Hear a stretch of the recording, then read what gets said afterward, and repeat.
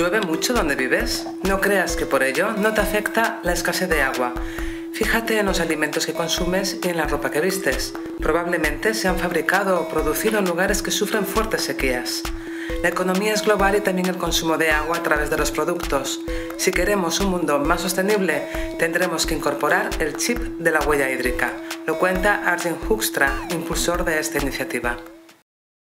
Arjen Hoekstra es el creador del concepto huella hídrica. ¿Qué significa este concepto exactamente? The water footprint shows the amount of water that is being consumed and polluted along the supply chain of a product, so in all processes that are needed to make the product. Now we use water for water drinking, for showering, but we also use water in agriculture for irrigating crops, so there is a lot of water being consumed in those kind of products.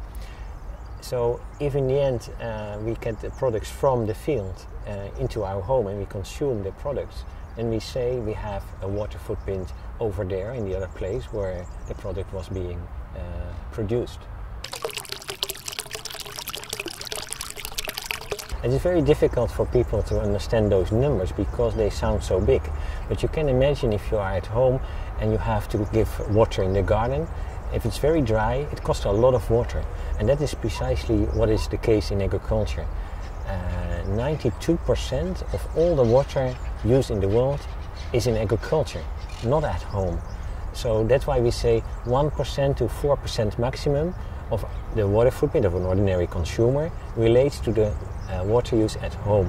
The other 96% relates to the products we consume, and mostly food products.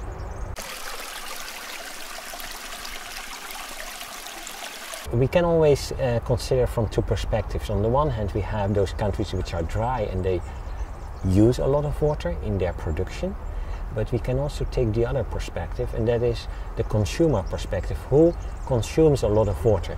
And what you consume may not be in your own country, because like in Europe, 40% of the water we use indirectly is not in Europe, but outside Europe.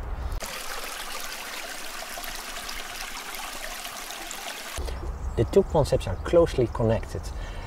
We have a water footprint as a consumer, and since some of the water footprint will be elsewhere, we have what we call the virtual water trade. And virtual water trade means that we not trade water really.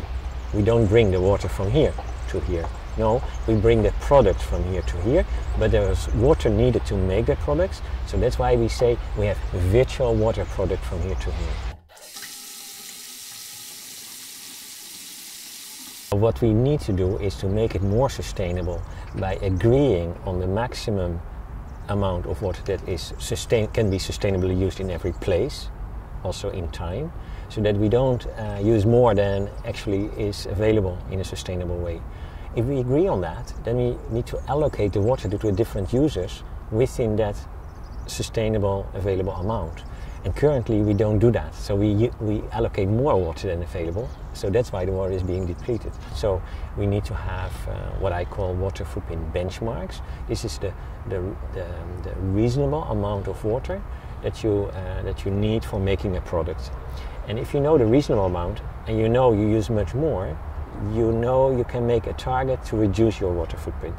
And this is something that governments should help to have those benchmarks, and companies should be provided with incentives to actually reduce their water footprint. Generally people think water is a local resource, so if it is depleted or if it's polluted, the people have to care there where it happens.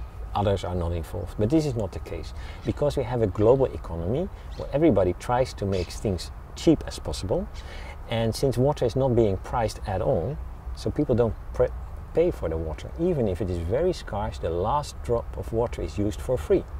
So there's no incentive in the global system to use water more efficient if the water is scarce. So we see all sorts of very strange cases where water is a true global resource being depleted in one place for free to please the consumers in another country.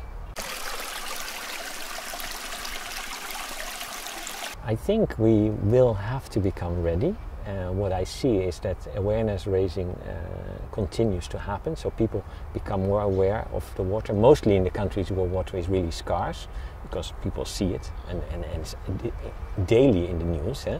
But there are also places like my own country, which is relatively wet, and it costs more time for people to understand that water is a big issue worldwide, simply because it rains too much in our own country, and we don't realize that most of our food is imported from the water scarce places elsewhere.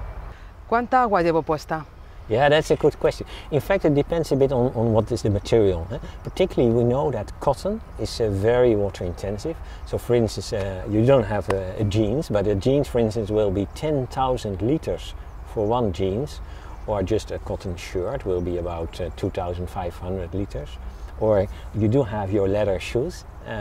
Of course, this is an animal product in the end, and animals are very water intensive because of the feed they consume during their lifetime and all the water that is required to make the feed of the animal. So altogether, through our clothing also, we will have a big water footprint. Thank you very much. Thank you very much. You're welcome.